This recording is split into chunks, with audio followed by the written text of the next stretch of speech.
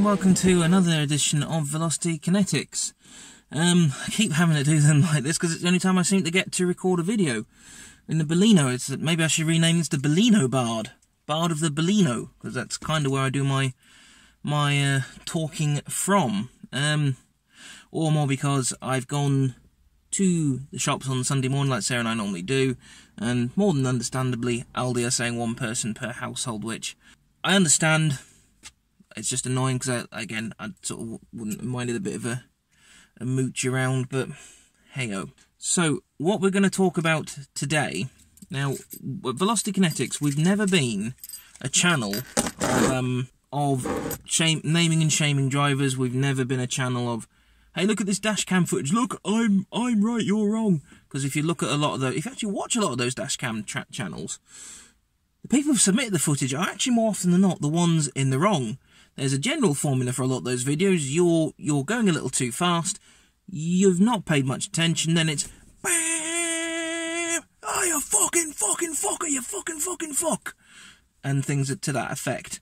What we've always been about is driver safety, people taking care. We've got the hashtag, well, I won't say we've got it because it's not really, it's not ours in the sense of we own it, we copyright it, but it's, as far as I can tell, we're the first to have used it. But we have the hashtag we use of hashtag everybody wants to get home, because that's true, everyone wants to get home. And I feel at this time, with the coronavirus going round, we've shared a couple of posts on our Facebook page recently. Not posts we've made. These are posts from other places. But we shared a couple of posts of one from Cleveland Durham RPU, joint the road policing unit, and I think there was one from Northumbria as well, Northumbria Police, that we've shared. And it's just been about the absolutely atrocious standards of driving people have exhibited during lockdown. And the post that Cleveland shared, it was very true. It doesn't matter how many cars are on the road, the speed limit is the speed limit.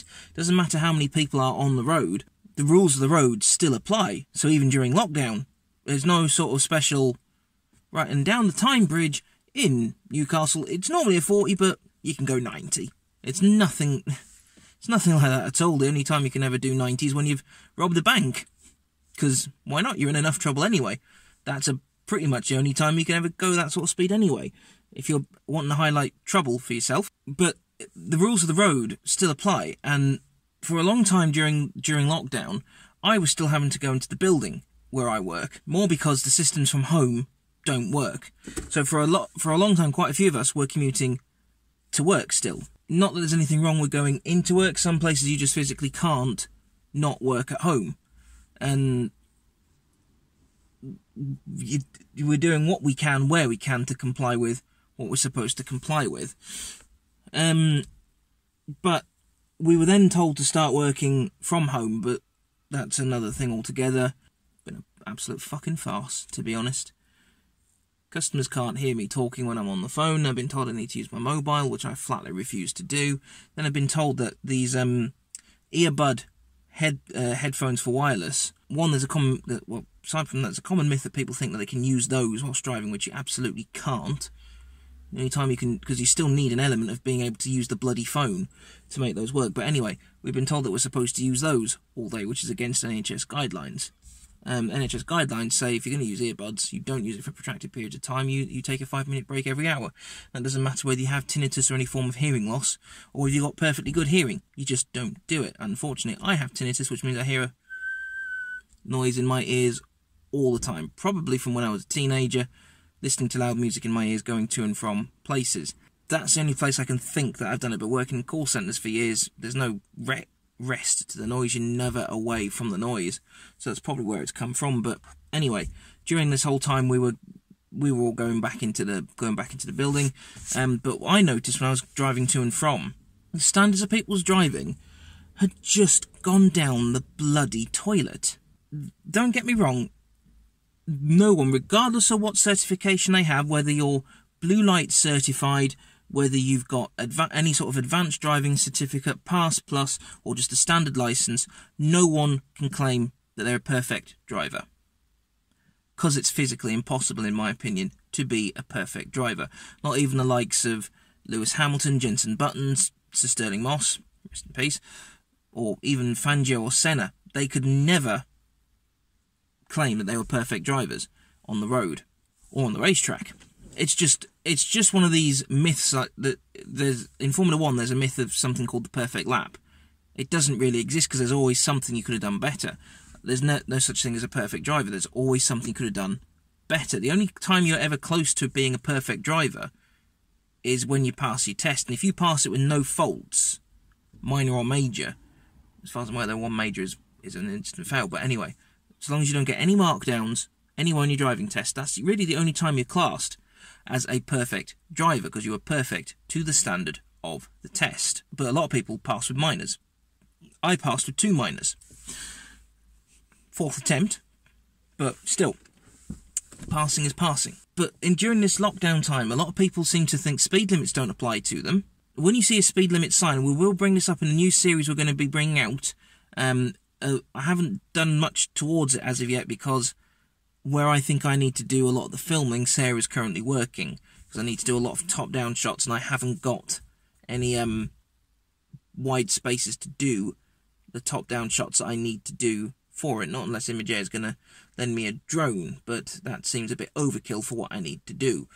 But, for instance, when it comes to speed limits, if you come into an area that has the speed limit sign saying it's 50, you do 50.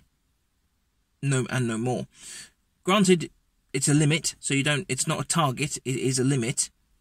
But that said, if you're going, well, I'm going to go 20 then, because I don't need to go, because it's just a maximum speed, you can also be in trouble for going too slow as well.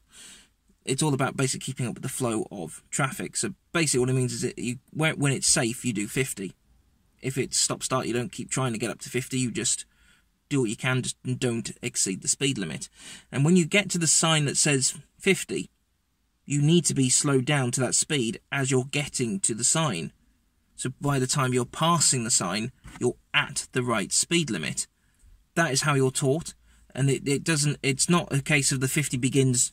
That 50 zone, for instance, this hypothetical 50 zone, doesn't exist 200 metres, 300 metres, 500 metres into that zone. That starts where the sign starts. And the number of people who don't seem to grasp that is astounding. There's a bit of road, I think it's on the A184, coming back from, well, for me, it's coming back from Gosforth direction in Newcastle, or if you're coming off the A194, where it goes from 50 all the way along. Then as you're getting to Lindisfarne roundabout, so after you've gone through Whitemarepool, I think it is, gone over Whitemarepool, goes down to 50. That used to be a 60, but it's 50 down there. Then as you're approaching Lindisfarne roundabout, about a mile and a half later, it goes from 50 to 40. Now, I appreciate the 40 changes maybe in the wrong place because it's at the bottom of a hill. So you're having to either coast quite a lot, or you're having to be on the brakes a lot downhill to get it into a position for 40.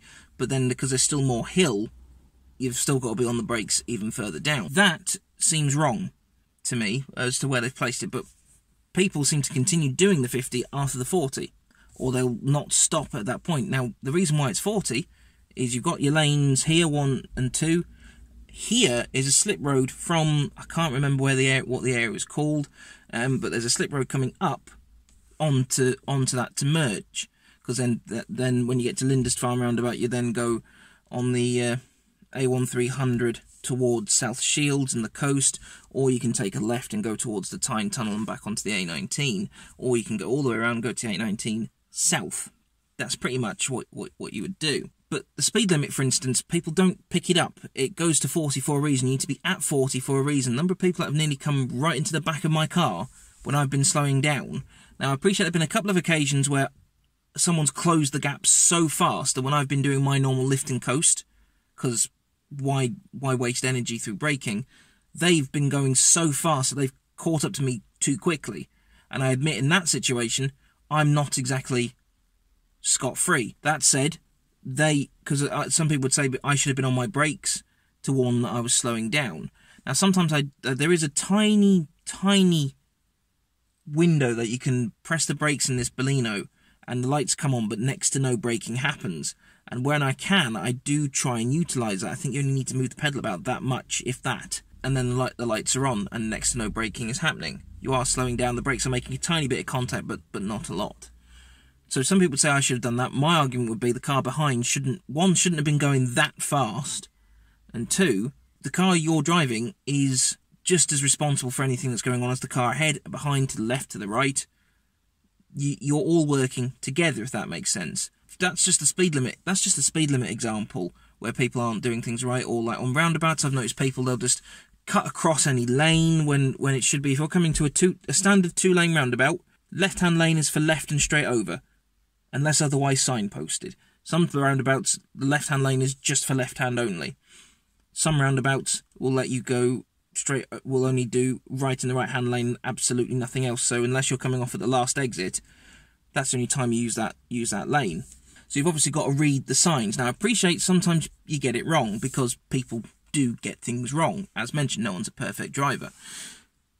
But some of the things that have happened, I've been undertaken on a mini roundabout recently. And if I hadn't been paying attention, if I hadn't seen him doing it, I'd have lost that front corner of my car.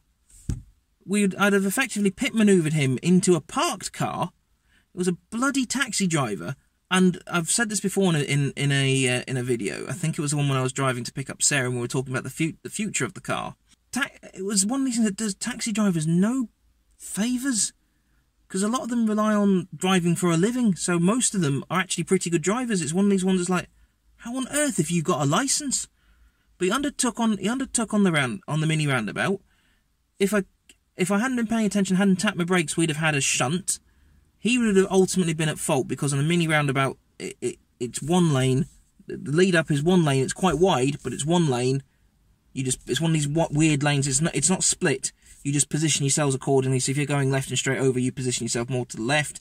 And if you're turning to the right, you position yourself more to the right. I've also noticed a lot of people on mini roundabouts are just completely cutting them altogether. Now, it's called a roundabout for a reason.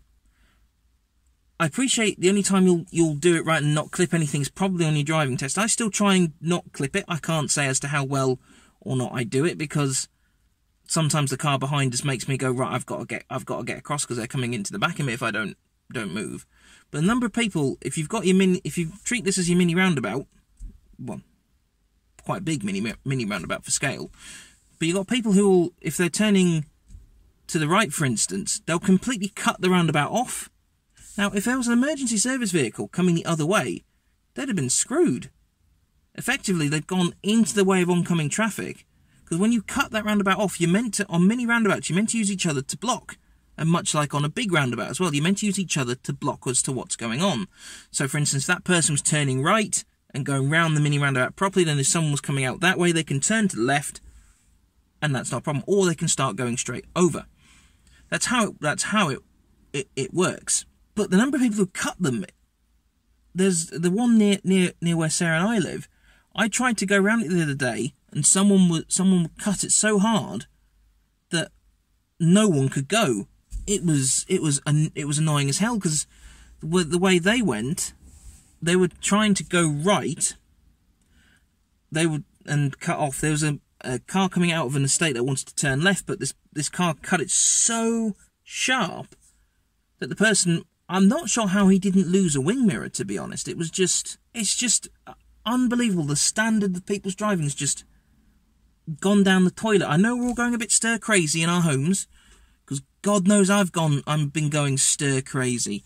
God knows that any YouTuber or anyone who does professional vlogging and things, well, you don't even need to be doing that shit. You just need to be stuck at home. Everyone is going stir crazy. Your dog, your cat, your children, your baby, your husband, wife, daughter, fiance, partner, basketball, you name it. Or if they identify as a lamppost, your lamppost. Everyone is going absolutely stir crazy, but there's no reason to let your mind go awry with how to drive. It's no reason to forget how to drive properly, how to drive considerately. There's just no reason for it. I'm concerned that when lockdown goes away, the police are going to find themselves tied up with a lot of... Well, they're going to find themselves tied up with a lot of bloody alcohol-related stunts. Because people go... Because as is the typical British way, when everyone is finally let out of lockdown, it's going to be, we're going to get wankered! Because that's just how it works in the UK for a lot of cunts, really. But I can see them being stuck with a lot of traffic and car-related problems, as in more accidents, more speeding, more antisocial driving. It really concerns the hell out of me. Now, the series I've mentioned earlier on, there's a series we're doing shortly called How to Drive. That is coming shortly because I think a lot of people need to have a lot of things addressed. In the meantime, before we can get How to Drive out, if you ever get stuck as to how to do things on the road, there is a YouTube channel that I shared something on the Velocity Connects page a little while ago. I believe it's called Ashley Neal's School of Driving. It's a video he's a Scouser. He's a driving instructor as far as I'm aware. But some of his videos have been really good, especially when he's been dealing with driving fails, as in students when he's been teaching people and he's got his dash cams going, he'll then explain where things have gone wrong, which I think is really, really good. Now, it's not something I can claim to do. I'm not sure if I'm going to be able to do that sort of footage or that sort of video, but we'll see how it all goes. But actually, I've just remembered something I wanted to mention. Along with the people not knowing how to drive, I don't think you can see it, but behind me, in my rearview mirror, there is a Renault Clio in a parking space. Now, it's a space I tend to use myself when we come to Aldi because it's out the way, it's easy to get in and out of. I haven't usually got to worry about dicks on both sides of the car, and especially if I go more to the right in the space, because people can't seem to fucking park these days. If you buy a bloody Qashqai, you learn how to fucking park a Qashqai. If you buy a big BMW X4, X5, fucking learn how to park it. They've parked this Renault Clio swung to a space, and whoever the driver is has just wandered off. Now, I don't know whether they're an Aldi member of staff, because Aldi's over there. I don't know if they're Iceland member of staff, or whatever they are, but they've just swung in. The car's not fully in the space. Effectively, they've rendered the space next to them useless. There's nothing else to describe it. The space next to them is now useless because they're not in the space properly. I've shared a picture on the page where I grant I'm not in the space correctly, as in I'm not. When it comes to parking, I always go backwards because I just find it easier to get the car in the space. I don't like driving in forwards very much. Usually, on the rare occasion I've driven in forwards, I usually then, where I can, if it's a double row, I usually then drive forwards into the next one, so then I'm pointing the right direction, or the right direction for me. But at Aldi here in South Shields, there's not really an awful lot of opportunity to stick the car in backwards because people being people, you won't be able to then get properly to the back of the car to put your stuff in the boot. Along with hashtag everyone wants to get home, don't park if you no one's going to shame you if you need to go to a big car park, like say your big Tesco, your big Asda, your big Sainsbury's. No one's going to shame you if you're going to an empty free car park and just just improving your parking. My mum does that sometimes. She's by her own admission, parking has never been her strong point. Show me someone who parking is their strong point, whether this is bay forwards, bay reverse, parallel is something I bloody hate doing and I proactively avoid. Much like a lot of people, I proactively avoid parallel parking. If I can avoid it, I'd happily walk another half mile, but, you know, I need to walk that extra half mile anyway, because I just need to shed some of my bulk. But I'd rather walk another half mile to where I need to be if I can avoid parallel parking. I just would rather do that. Some places it can't be avoided, like when I've been to see Mr. Kerensky, my music teacher in Middlesbrough. God, I haven't seen him for a very long time. There's no option but to parallel park around there, unless you're lucky to get in first, and you can just go into the first line of the bay at the head of the line, if that makes sense. So you can just drive in at the back, go through the bays, and then you're at the front, if that makes sense. And then likewise, if someone hasn't been a dick and taken the one behind, as long as they've done that, then actually it's quite easy to do. But if someone's been horrible and someone's gone there, or if the middle car's left first, you've got no option but to come back in. But, you know, what I was saying is my mum sometimes, she never got reverse parking. She didn't particularly like doing reverse bay parking. She could avoid it. But sometimes when she does overtime on a Saturday, before she was having to work from home, she would sometimes, in the hospital she worked at, she'd sometimes practice just reverse bay parking, because it's a good opportunity to do so. And just because you pass your test, it doesn't mean you've stopped learning. My mum's had a driving licence, she's got to have had it 45 years, I'd have thought, if not more. But once you've passed your test, and once you start driving, you're not immune from learning. You're not immune from learning from mistakes or anything along those lines. Now, I'm going to stop it there, because this video's gone on for nearly half an hour on recording, probably hopefully whittled down to about 23, 24 minutes by the time I've edited it. But just, all I can say is, during this lockdown, when you're driving, just think, the rules of the road still apply. The speed limit still apply. How you do roundabouts still apply. Traffic lights are still working as normal. Parking still needs to be done properly. And if anything, because of more people using shops at peak times, parking needs to be done properly, more importantly. I can't really put it any other way. I don't want to be at the shop at this time of the morning. Neither does anyone else. I don't want to then have to deal with the stresses of trying to get parked. Neither does anyone else. There's not a lot really I can suggest. You just got to try and be patient, even if you're not feeling too brilliant in yourself, which I still haven't been feeling too brilliant in myself, whether it's been nosebleeds or just in my head, as in anxiety and things flaring up again. Just try and take the extra time to think. There's not an awful lot else I can say, but what I would say, just think, take your time, don't feel rushed. You're not Lewis Hamilton. So, we'll end it there. Thanks very much, stay safe, look after yourselves, and we'll see you in the next video.